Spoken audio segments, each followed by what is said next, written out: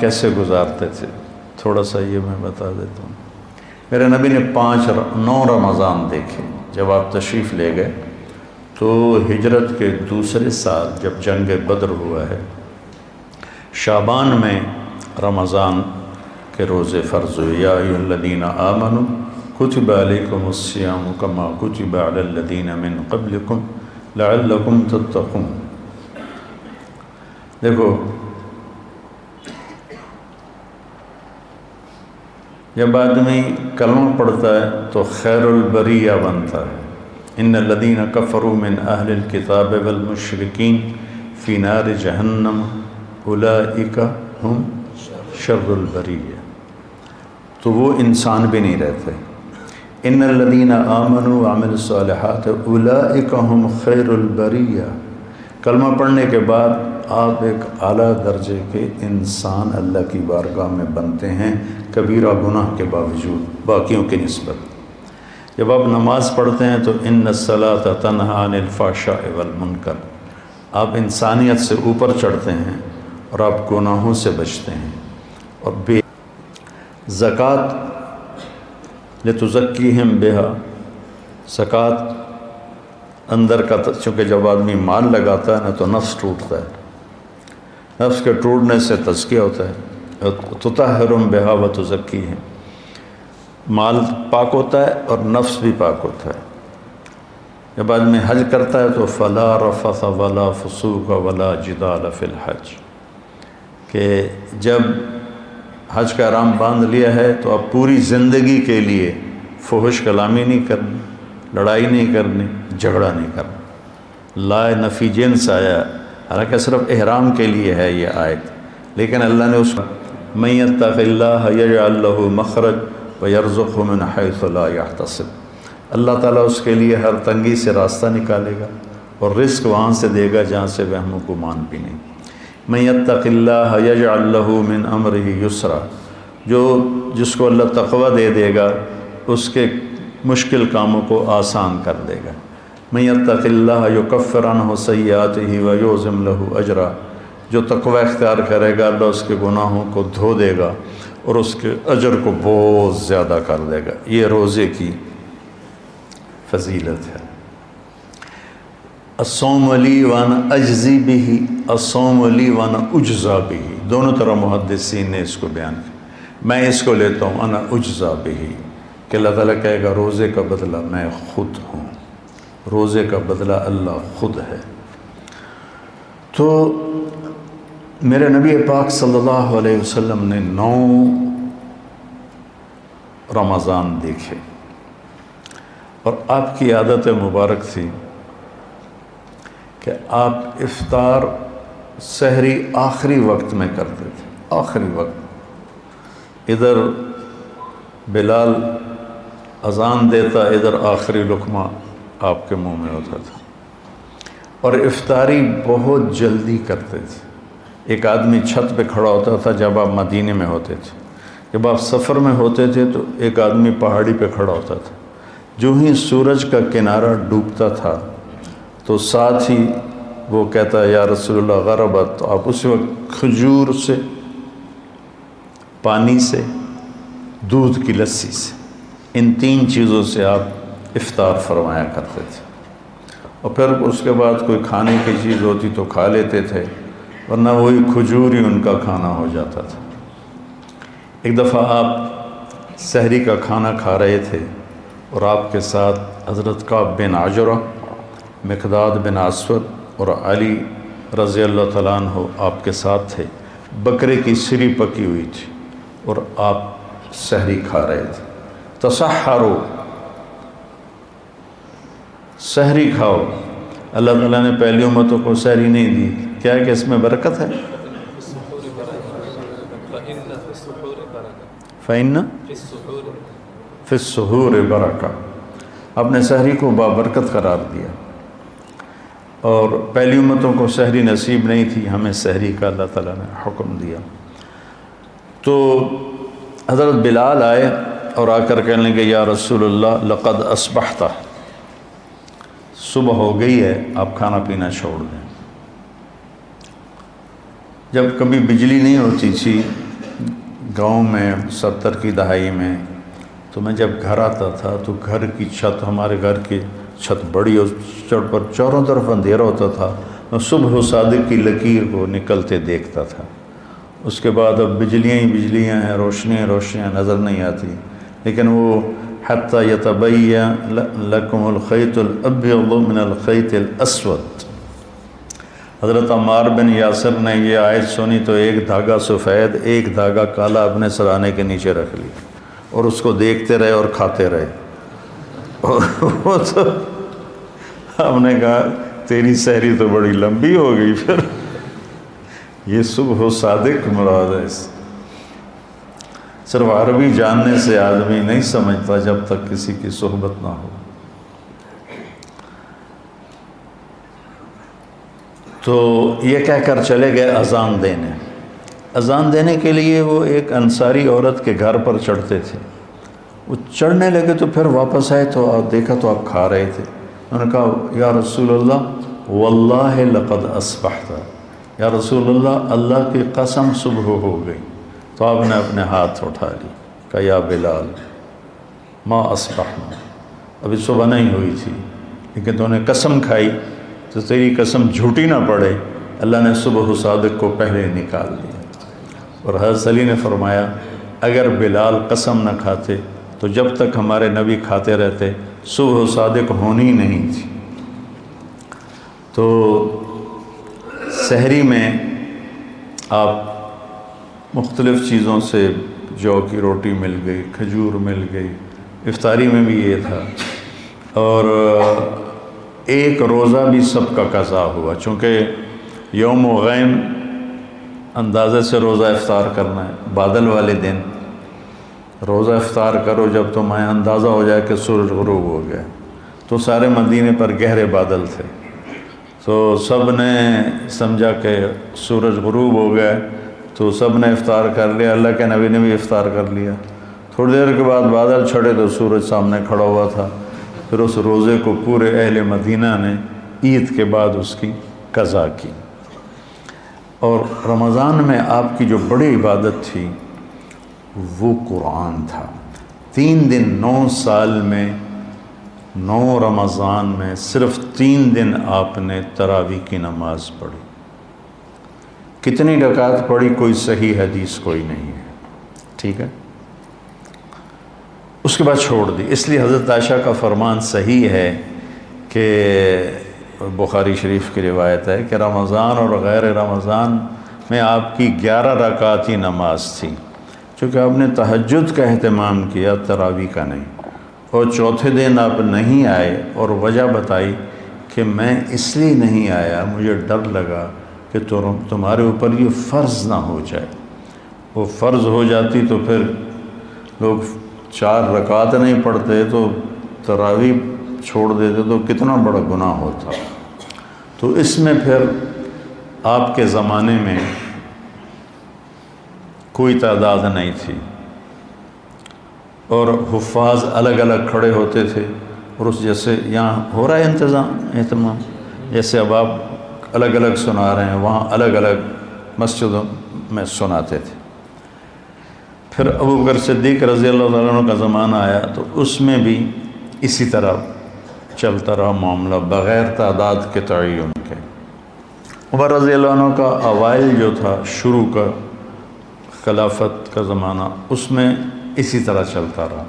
ایک دن آپ مسجد میں داخل ہوئے تو آپ نے دیکھا الگ الگ نماز پڑھ رہے تھے لوگ، تو آپ نے کہا کہ میں ان کو ایک امام پہ کیوں نہ جمع کر دوں، تو ابی بن کعب پر آپ نے سب کو جمع کیا اور 20 تراویح فرمایا، صحیح روایت۔ اور یہ بھی صحیح روایت ہے کہ آپ نے ابن السائب، پہلے ان کا نام کیا یاد نہیں، ان کو 8 تراویح پڑھانے کا حکم دیا۔ تو اب اگر کوئی 8 پڑھتا ہے گنجائش ہے، لڑائی نہیں کرنی، 8 کا تو ثبوت ہی کوئی نہیں۔ اگر کوئی 20 پڑھتا ہے تو صحیح حدیث ہے، اسے لڑنا نہیں چاہیے کہ تو بدعت ہے، بدعت۔ ایک تو ہمارے یہاں بھائیوں کو یہ بڑی جلدی پتہ چل جاتا ہے بدعت ہے، بدعت۔ تو 20 بھی کی روایت بھی حضرت عمر سے ہے اور 8 کی روایت بھی حضرت عمر سے ہے۔ امت کا بڑا طبقہ 20 پر جمع ہوا، اور تواتر سے ایک عمل سینکڑوں سال سے لاکھوں کروڑوں امت کے افراد 20 پر پوری دنیا میں پڑھیں، اور چند لاکھ یا چند کروڑ 8 پڑھیں، اور وہ پھر اپنی رائے اس طرح مسلط کریں کہ 20 تراویح تو ہے ہی نہیں۔ شیخ عطیہ بن سالم رحمۃ اللہ علیہ مسجد نبوی میں درس دیتے تھے، اور سب سے بڑے تھے اس وقت محدث 90 کی دہائی میں۔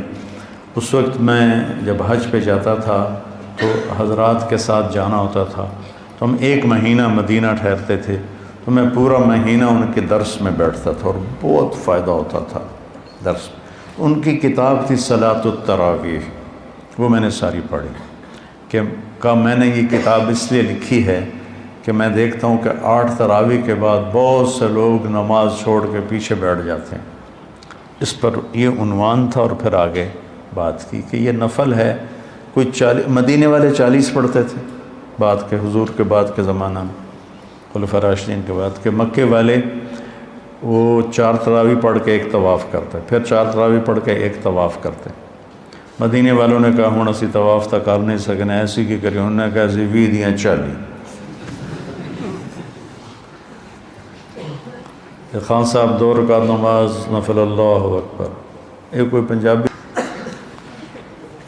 جو صحیح بات ہے تو 8 پڑھ لے، لڑو نہیں، 20 پڑھ لے، اپنے جو تم دیکھتے ہو امت کا تواتر اس پہ قائم رہو، اور اس بحث میں کبھی نہ پڑھنا کہ 8 رکعت نہیں ہیں۔ وہاں جیلم کی مسجد اہل حدیث کی تھی، تو میں راول پنڈی سے آ رہا تھا، اس وقت جی ٹی روڈ تھی، وہاں ہم ظہر کی نماز کے لیے رکے۔ میں اندر داخل ہوا تو دروازے کے ساتھ ایک بہت بڑا ایک لگا ہوا تھا اشتہار کہ 20 تراویح ثابت کرنے والے کو 5 لاکھ روپے انعام۔ تو ایسی احمقانہ حرکتیں کرنے کے لیے زندگی نہیں ہے، تھوڑی سی ہے، اسے صحیح کام میں لگانا ہے۔ تو آپ کی عبادت 11 رکعت ہی رہی 9 سال، پورے 9 سال آپ کی عبادت 11 رکعت رہی۔ اور قرآن کا آپ دور فرماتے تھے جبریل کے ساتھ۔ رمضان میں جبریل آتے تھے، آپ ایک قرآن غالباً جبریل سناتے ہوں گے، ایک قرآن اللہ کے نبی سناتے ہوں گے۔ جس سال آپ دنیا سے تشریف لے گئے اس رمضان میں آپ نے 2 قرآن سنائے، 2 دفعہ قرآن کا دور کیا۔ اور پھر لیلۃ القدر کے تلاش میں آپ نے ایک دفعہ پورا مہینہ اعتکاف کیا، پورا مہینہ۔ پھر اس کے بعد فرمایا کہ اس کو آخری 5 راتوں میں تلاش کرو، 21، 25، 21، 23، 25، 27، 29، اس میں اس کو تلاش کرو۔ اور آخری اشرا پہ اعتکاف بیٹھتے تھے، آپ کی مستقل سنت۔ ایک دفعہ آپ کا آپ نے اعتکاف کسی وجہ سے نہیں کیا، وہ ایسا ہوا کہ حضرت عائشہ آپ کے اعتکاف میں بستر لے کر آ گئیں، ان کو دیکھ کر حضرت زینب بھی یہ بستر لے کر آ گئیں۔ تو آپ نے دیکھا یہ سوکنیں تو آپس میں ہی لڑیں گی مسجد میں، تو آپ نے اعتکاف اٹھا دیا اور ختم کر دیا۔ اور پھر شوال میں آپ نے 10 دن اعتکاف کے گزارے۔ ایک دن کا اعتکاف 3 خندق جہنم سے دوری ہوتی، اور ایک خندق کا فاصلہ زمین آسمان کی مسافت کے برابر ہوتا ہے۔ تو اعتکاف آپ کی مستقل سنت تھی، اور اس میں آپ کی سخاوت بڑھ جاتی تھی۔ رمضان کا مہینہ سخاوت کا بھی ہے، آپ اجود الناس تھے۔ ان اللہ الاجود الاجود وانا اجودکم من بعدہ، اللہ سب سے بڑا سخی ہے، اس کے بعد سب سے بڑا سخی میں ہوں۔ تو اس میں کھانا کھلانا ماشاءاللہ، جب صحت اچھی تھی تو بہت رمضان اللہ کے فضل سے گزرے حرمین میں، تو وہ عربوں کی فطرت میں سخاوت، اجمیوں کی فطرت میں کنجوسی ہے۔ ہمیں سخاوت سیکھنی پڑتی ہے۔ عرب میں سخاوت فطری ہوتی۔ حاتم طائی سے کسی نے پوچھا اپنے سے بڑا سخی دیکھا؟ کہنے لگے ہاں، سخی جنت کے قریب ہے، سخی لوگوں کے قریب ہے اور جہنم سے دور ہے، اور بخیل اللہ سے دور ہے، لوگوں سے دور ہے، جنت سے دور ہے اور جہنم کے قریب ہے۔ تو اس میں صرف زکوٰۃ نہیں، زکوٰۃ کے اوپر بھی خرچ کرنا چاہیے۔ آپ بھی ایک دوسرے پہ چھوٹی موٹی، کسی کو کھجور کھلا دو، کسی کو کوئی شربت پلا دو، کسی کو کچھ کھلا دو، تاکہ آپ سخیوں میں آ جائیں۔ تو آپ کی رمضان میں ایک آپ کا روزہ، ایک آپ کی تلاوت مستقل، اور ایک آپ اعتکاف بیٹھتے تھے مستقل۔ جس سال آپ نے اعتکاف اٹھایا اس سال آپ نے اس کی قضا کی۔ پھر آپ کے رمضان میں جنگ بدر بھی ہے، آپ بدر کے لیے نکلے، 12 رمضان کو نکلے اور 17 کو یہ معرکہ ہوا اور آپ کامیابی کے ساتھ سرخرو ہو کر واپس لوٹے، اور اسی میں فتح مکہ ہوا۔ 8 رمضان کو آپ نکلے، 8 رمضان کو۔ تو غصفان پہنچ کر آپ نے سب کو دکھا کے پانی منگوایا اور اپنا روزہ توڑ دیا۔ پیچھے سے روزے رکھ رہے تھے، روزہ توڑ دیا۔ تو صحابہ نے بھی روزہ توڑ دیا۔ کچھ جو زیادہ ہمت والے تھے انہوں نے کہا نہیں ہم نبھائیں گے، انہوں نے نہیں توڑا۔ تو سفر اور شدت گرمی کی، تو وہ تو نڈھال ہو گئے، اور ان سے نہ خیمے گاڑے گئے، نہ اونٹوں کو چارہ ڈالا گیا، نہ گھوڑوں کی خدمت کی گئی۔ سارا کام کیا جنہوں نے روزہ افطار کر دیا تھا۔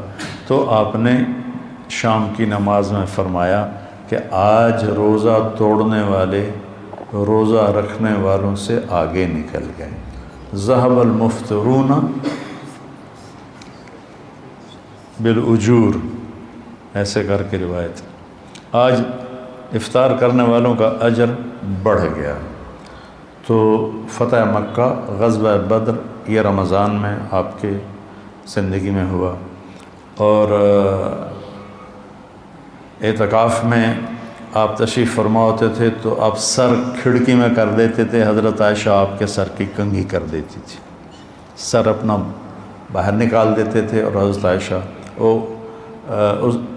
کیا ہے اسطوانۃ السریر، چارپائی والا،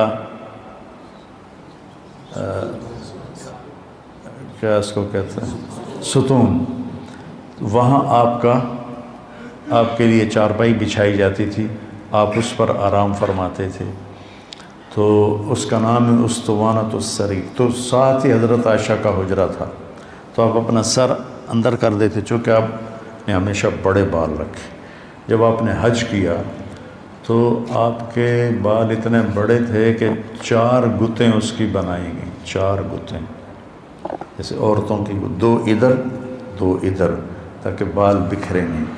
لیکن عام طور پر آپ کے جو بال تھے یہ کان کی لو تک ہوتے تھے، ایسے کر۔ تو یہ میرے نبی کا رمضان ہے، اس کے ظاہری اعمال ہیں۔ اور ایک اندر کی بات ہے، وہ یہ ہے بیٹا کہ اپنے دل کو بغض سے صاف کرو، نفرت سے صاف کرو، حسد سے صاف کرو۔ یہ تمہارے دل کا روزہ ہے، تمہارے صدر سینے کا روزہ ہے۔ جس کسی سے لڑے ہوئے ہو اسے معاف کر دو، جس کسی کی نفرت ہے اس کو دل سے دھو دو، جس کسی کے ساتھ تمہارا معاملہ خراب ہے اس کو اللہ کے سپرد کر دو۔ جھگڑا کرنا، میرے نبی نے مدینے والوں سے کہا میرے بعد تمہیں تمہارا حق نہیں ملے گا، کیا کرو گے؟ تو انہوں نے کہا یہ ہم تلوار اٹھائیں گے، اپنا حق لیں گے۔ آپ نے کہا اس سے اچھی بات بتاؤں؟ کہا جی کیا؟ کہا حق چھوڑ دینا، قیامت کے دن حوض کوثر پر آ کے مل لینا، سارے حق پورے کرا دو۔ تو یہ وعدہ صرف مدینے والوں سے نہیں ہے، ہر اس امتی سے ہے جو لڑائی سے بچنے کے لیے حق چھوڑ دے، اپنا حق چھوڑ دے اور جھگڑے کو دبا دے، تو اللہ کے نبی اس کے وکیل بن کر اللہ سے سب کچھ دلوائیں گے۔ تو اس لیے میں نے آپ کے